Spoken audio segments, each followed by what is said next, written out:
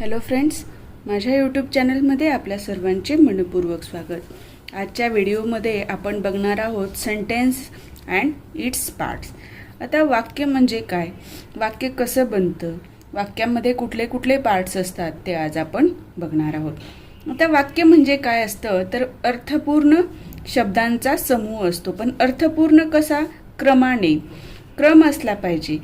आपण जर कुठलंही वाक्य म्हटलं की मी खाणार भाजी भाकर, हा आहे पूर्ण होणारा वाक्य. पण आपण म्हटलं भाजी भाकर खाणार, मी खाणार असं जर म्हटलं तर तिथे काही अर्थ होतो का, नाही. तर एक योग्य असा क्रम पाहिजे ज्याच्यामुळं काय झालं पाहिजे, वाक्याचा अर्थ व्यवस्थित समजला पाहिजे. तर वाक्यामध्ये काय असतं, कर्ता, क्रियापद, कर्म आणि इतर शब्द असतात. या सर्वांनी मिळून काय बनतं, वाक्य बनतं.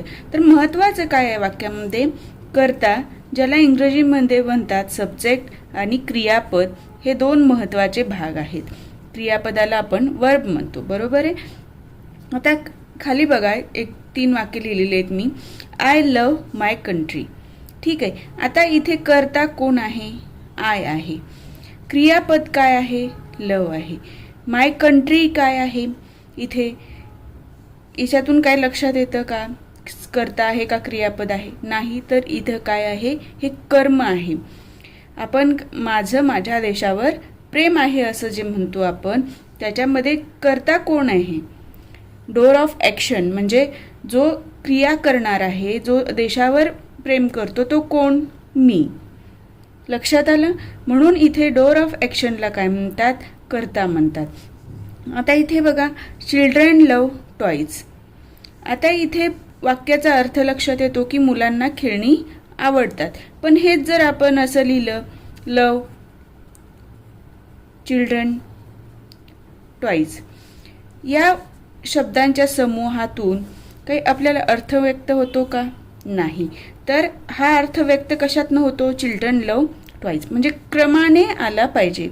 शब्दांचा समूह हा पण आहे आणि हा पण आहे. पण याच्यामध्ये समजतं का की कर्ता कोण आहे, क्रियापद कोण आहे, किंवा वाक्याचा अर्थ काय आहे, नाही. तर या ठिकाणी बघा, चिल्ड्रन हा झाला कर्ता, लव झाला क्रियापद आणि टॉईज झाला कर्म. म्हणजे मुलांना खेळणी आवडतात. तर आवडणारे कोण आहे, कोणाला आवडते, मुलांना. म्हणजे इथे क्रिया कोण करतं, मुलं करतात. आणि कशावर क्रिया घडते, तो काय असतो, कर्म असतो. आता तिसरं वाक्य बघा, जॉन सोल्ड कॅप्स. आता जॉन या ठिकाणी कर्ता आहे, सोल्ड सेलचा भूतकाळ आहे सोल्ड, आणि कॅप्स म्हणजे काय, इथे ऑब्जेक्ट आहे. जॉन काय विकतो, टोप्या विकतो, बरोबर आहे. टोप्या कोण विकतो, जॉन विकतो. म्हणजे इथे प्रश्नात ते हा म्हणजे वाक्याला आपण प्रश्न विचारले की आपल्याला कर्ता मिळतो, क्रियापद मिळतं आणि कर्म मिळतं. जॉन काय करतो, जॉन टोप्या विकतो. म्हणजे विकतो, ह्या वाक्याला आपण कुठल्याही प्रकारे प्रश्न विचारला तर आपल्याला कर्ता मिळतो, कर्म मिळतो आणि क्रियापद मिळतं. पण हे जर विस्कळीत लिहिलं तर याच्यातनं आपल्याला कुठलाही अर्थ व्यक्त होत नाही आणि आपल्या प्रश्नाचं उत्तरही तशा विस्कळीत शब्दांच्या समूहातून मिळत नाही. तर वाक्य बनण्यासाठी काय पाहिजे, क्रमाने येणारा शब्दांचा समूह पाहिजे. लक्षात आलं. आता आपण पुढे बघणार आहोत वाक्यांचे प्रकार किती आहेत, म्हणजे वाक्याची रचना कशी बनते. तर काही वाक्यांमध्ये फक्त कर्ता आणि क्रियापद असतं, काही वाक्यांमध्ये कर्ता क्रियापद कर्म असतं, काही वाक्यांमध्ये कर्ता क्रियापद आणि कर्त्याला सपोर्ट करणारे काही वाक्य असतात. ते पॅटर्न आपण आता पुढे अभ्यासणार आहोत. आता सब्जेक्ट म्हणजे काय, subject is the door of action, म्हणजे जो क्रिया करतो तो काय आहे, सब्जेक्ट आहे. कर्ता आहे, कर्ता म्हणजे काय, करणारा, त्याला इंग्रजीमध्ये म्हणतात सब्जेक्ट. वर्ब म्हणजे काय, क्रियापद. Verb is usually the action, म्हणजे वर्ब म्हणजे काय, क्रिया दाखवतं ते. सिंग असेल, फ्लाय असेल, डान्स असेल, टीच असेल, लर्न असेल, हे काय आहेत, मुख्य क्रियापदं आहेत. त्याच्यावरून काय समजतं आपल्याला की तिथे ती क्रिया घडलेली आहे, ॲक्शन घडलेली आहे. लक्षात आलं. आता आपण पहिला सेंटेन्स पॅटर्न बघणार आहोत, सब्जेक्ट प्लस वर्ब. लक्षात येते. पहिला पॅटर्न काय, सब्जेक्ट प्लस वर्ब. आता बघा पहिलं वाक्य, बर्ड्स फ्लाय. आता इथे दोन फक्त शब्द आलेले आहेत, बर्ड्स आणि फ्लाय. तर बर्ड्स काय आहे, इथे सब्जेक्ट आहे, बरोबर आहे. फ्लाय काय आहे, वर्ब आहे. म्हणजे इथे क्रिया करणारा कोण आहे, पक्षी आहेत. पक्षी काय करतात, ॲक्शन करतात, कुठली, उडण्याची. लक्षात आलं. हा पॅटर्न काय आहे, सब्जेक्ट प्लस वर्ब. फक्त दोनच गोष्टी आहेत इथे, कर्ता आहे आणि क्रियापद आहे. लक्षात आलं. जर तुम्हाला परीक्षेत विचारलं की असे सेंटेन्सेस बनवा ज्यामध्ये फक्त सब्जेक्ट आणि वर्ब आहे, तर त्यावेळेला तुम्हाला या प्रकारच्या शब्द दोन फक्त कर्ता आणि क्रियापदाचा वापर करून या प्रकारचे वाक्य बनवायचे असतात. आता दुसरं वाक्य बघा, बॉईज सिंग. इथे कर्ता आहे बॉईज, सिंग म्हणजे गाणे, हा झाला verb. Girls subject, dance verb झाला. टीचर्स काय आहे, इथे सब्जेक्ट आहे, टीच काय आहे, वर्ब आहे. स्टुडंट्स काय आहे, सब्जेक्ट आहे आणि लर्न काय आहे, वर्ब आहे. लक्षात आलं. सब्जेक्ट प्लस वर्ब हा बेसिक पहिला पॅटर्न झाला वाक्याचा. म्हणजे वाक्य आपण जे बोलतो, मी खेळतो म्हणजे आपण साधं वाक्य बोललो की आय प्ले, म्हणजे इथे सब्जेक्ट आणि वर्ब फक्त दोन गोष्टी ह्या वाक्यामध्ये आलेल्या आहेत. या व्यतिरिक्त दुसरा पॅटर्न बघूया. याच्यामध्ये काय आहे, subject plus verb plus object. म्हणजे याच क्रमाने हे वाक्याची रचना येते. आधी कर्ता येतो, नंतर क्रियापद येतं, नंतर कर्म येतं. तर ऑब्जेक्ट काय आहे, object is a thing or a person to which something is done. काय आहे ऑब्जेक्ट, एखादी वस्तू आहे किंवा एखादा व्यक्ती आहे, टू विच म्हणजे ज्याला काहीतरी घडतं किंवा त्याच्याकडून काहीतरी घडतं किंवा त्याच्यावर काहीतरी क्रिया होते. लक्षात येते. आता बघा, boys sing songs. Boys sing इथंपर्यंत जर विचार केला आपण फक्त एवढ्याच वाक्याचा, तर इथे काय लक्षात येतं, बॉईज म्हणजे इथे सब्जेक्ट आहे, सिंग म्हणजे इथं ऑब्जेक्ट आहे, वर्ब आहे. तर ह्या ऑब्जेक्टचा वापर न करता सुद्धा बॉईज सिंग म्हणजे मुले गातात. काय गातात, गाण्याची क्रिया कशावर घडली, तर गाण्यावर घडलेली आहे. गाणं म्हणजे इथं फक्त सिंग म्हणजे गाणे, म्हणजे आपण जे गाणं म्हणतो ते गाणे, आणि सॉन्ग म्हणजे काय, जे गाणं आहे ते. लक्षात आलं. बॉईज सिंग सॉंग्स म्हणजे इथे ऑब्जेक्ट काय आहे, सॉंग्स आहे. लक्षात आलं. आता बघा, टीचर्स टीच लेसन्स. इथे काय आहे, हा सब्जेक्ट आहे, हा वर्ब आहे आणि हा ऑब्जेक्ट आहे. लक्षात येते. Students learn English. विद्यार्थी शिकतात. फक्त स्टुडंट्स लर्न इथंपर्यंत जर वाक्य आलं तर काय होणार, सब्जेक्ट प्लस वर्ब. पण इथे काय आलेलं आहे, पुढे एक शब्द आलेला आहे इंग्लिश. Students learn English. तर या वाक्याचा पॅटर्न काय झाला, सब्जेक्ट वर्ब आणि ऑब्जेक्ट झालेला आहे. जर तुम्हाला असा प्रश्न आला की एक वाक्य दिलेलं आहे आणि यामध्ये सेंटेन्स पॅटर्न कुठला आहे तो विचारा, तर इथे कुठला सेंटेन्स पॅटर्न येणार आहे तुमचा, subject plus verb plus object हा सेंटेन्स पॅटर्न येणार आहे. आता बघा, पुढचा एक पॅटर्न आहे, subject plus verb plus complement to subject. Complement to subject म्हणजे हा जो वाक्य शेवटी जे काही वाक्य येतील ते कोणाबद्दल माहिती सांगणार आहेत, या कर्त्याबद्दल माहिती सांगणार आहेत. लक्षात येते. हा जो कॉम्प्लिमेंट टू सब्जेक्ट आहे तो हा नेहमी कर्त्याबद्दलच माहिती देतो. आता याची रचना काय आहे, या वाक्य प्रकाराची, कर्ता, क्रियापद आणि कर्त्याला सपोर्ट करणारे शब्द. लक्षात येते. This is my house. This हा काय आहे, कर्ता आहे. इज काय आहे, वर्ब आहे. आणि माय हाऊस काय आहे, इथे कॉम्प्लिमेंट आहे. आता धिस विषयी माहिती देतं काय, माय हाऊस. या धिस बद्दल ह्या माय हाऊसनी काय दिलेलं आहे, धिसला कॉम्प्लिमेंट दिलेली आहे आणि याच्याबद्दल जास्त माहिती समजलेली आपल्याला आहे, म्हणजे कोणाबद्दल?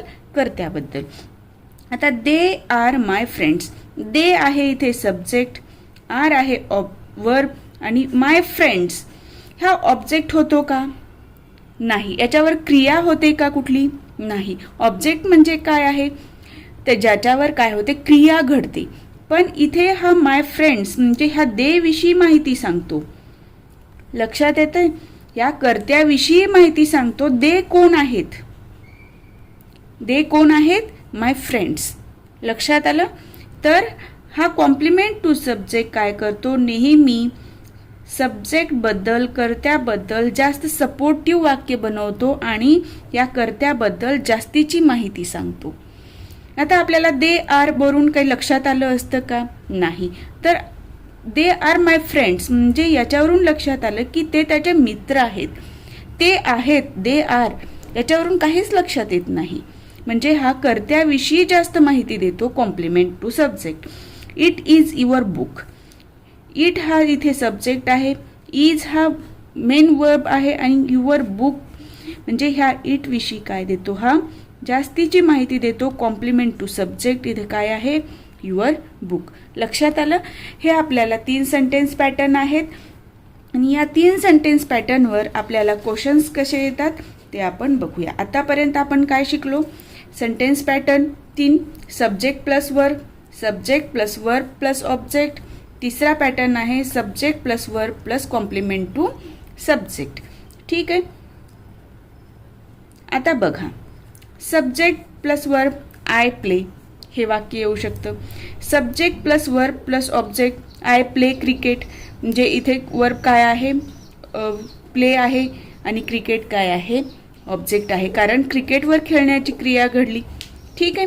आता बघा, या 3 वाक्यांपैकी तुम्हाला subject plus verb plus complement to subject हे पूर्ण पॅटर्न कव्हर होणारा तुम्हाला सेंटेन्स इथून शोधायचं आहे. आता इथं दिलेलं आहे आय प्ले क्रिकेट डेली. याच्यावरून हा सेंटेन्स पॅटर्न इथे हे होतो का? याच्यामध्ये रिफ्लेक्ट होतो का? नाही. का? तर इथे सब्जेक्ट आहे, वर्ब आहे आणि ऑब्जेक्ट आहे आणि हा कशाविषयी डेली कशाविषयी माहिती देतो? तर ह्या वर्ब विषयी माहिती देतो, म्हणून हा सेंटेन्स पॅटर्न इथे लागू होत नाही. आता दुसरा वाक्य बघा, I play very well. I play very well. I विषयी माहिती दिलं का इथं? व्हेरी वेल. तर हा व्हेरी वेल हा कशाविषयी माहिती देतो? परत प्ले विषयी माहिती देतो, म्हणजे क्रियापदाबद्दल विशेष माहिती देतो, म्हणून इथे पण हा सेंटेन्स पॅटर्न हा होणार नाही. I am a boy. आता बघा, अ बॉय हा माहिती देतो आय विषयी, म्हणून हा सेंटेन्स पॅटर्न काय होतो? Subject plus verb plus complement to subject. लक्षात आलं? या प्रकारचाही प्रश्न तुम्हाला येऊ शकतो परीक्षेमध्ये की हा सेंटेन्स पॅटर्न खालीलपैकी कोणत्या वाक्यांमधून प्रतीत होतो तो तुम्हाला फाइंड आउट करावं लागेल. लक्षात आलं? आता आपण काही प्रश्न बघूया. Identify the subject from the following sentences. आता आपल्याला काय करायचं आहे? खालच्या वाक्यांमधून आपल्याला काय आयडेंटिफाय करायचं आहे? सब्जेक्ट आयडेंटिफाय करायचं आहे. Bhimsen love music. या वाक्यामध्ये सब्जेक्ट कोण आहे? हू लव म्युझिक. अशा केव्हाही सब्जेक्ट काढताना प्रश्नाला हू ने प्रश्न विचारा, म्हणजे हू ने प्रश्न विचारला वाक्याला की जो उत्तर मिळतं तो नेहमी काय असतो? कर्ता असतो, सब्जेक्ट असतो. आता Bhimsen love music. Who love music? Bhimsen. म्हणजे इथे कर्ता काय आहे? भीमसेन आहे. आता बघा, a bird sanctuary has develop here since 1950. What had. Who झाला तर हू ने प्रश्न विचारला, आता व्हॉट ने प्रश्न विचारावा लागतो. आता what has develop here since 1950. A bird sanctuary. A bird sanctuary has develop here since 1950. म्हणजे इथे तुम्हाला सब्जेक्ट काय मिळाला? अ बर्ड सँक्च्युरी. म्हणजे इथे काय? पक्षी संग्रहालय हे जे आहे ते काय आहे? इथे कर्ता आहे.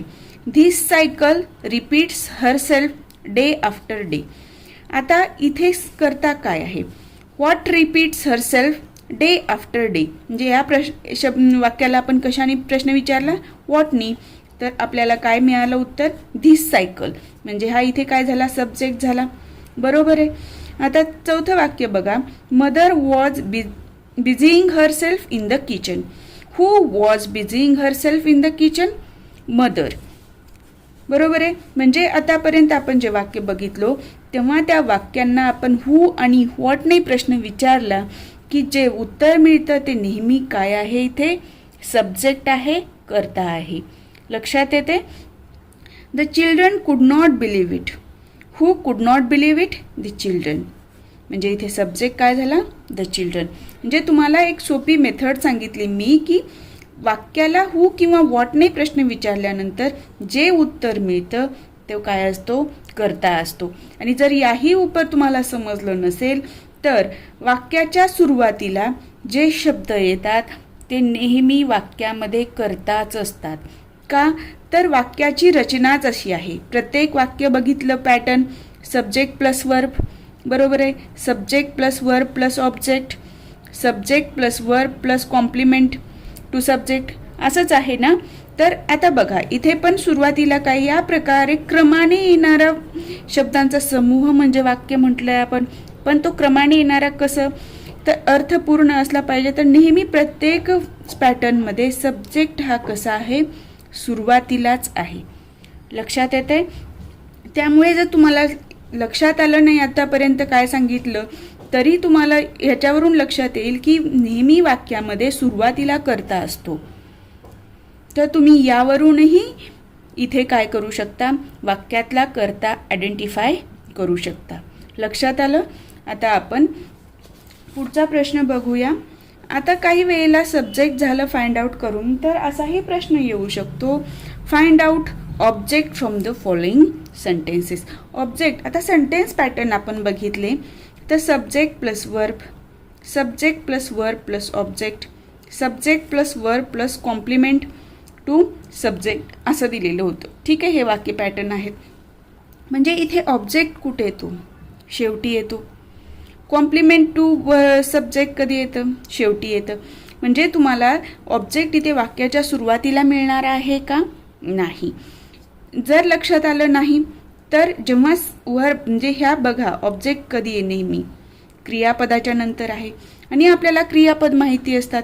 इज, आय एम, आर हे आपले सहाय्यकारी क्रियापद आहेत. ते वाक्यामध्ये मुख्य क्रियापद म्हणून पण येतात. परत read, write, operate, give, take, teach या प्रकारचे जे शब्द येतात ते पण क्रियापद असतात. याची कल्पना असते आपल्याला.